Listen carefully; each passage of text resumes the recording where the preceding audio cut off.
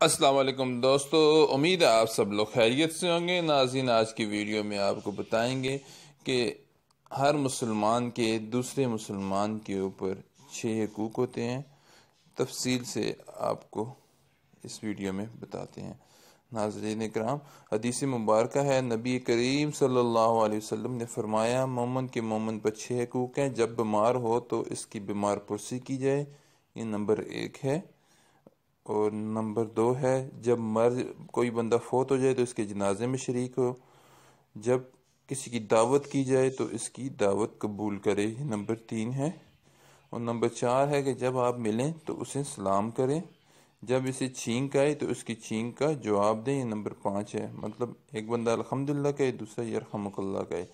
اور نمبر 6 ہے، اس کے سامنے موجود رہے یا نہ رہے تو اس کا خیر خواہ رہے۔ یہ ترمذی شریف میں یہ حدیث آئی ہے۔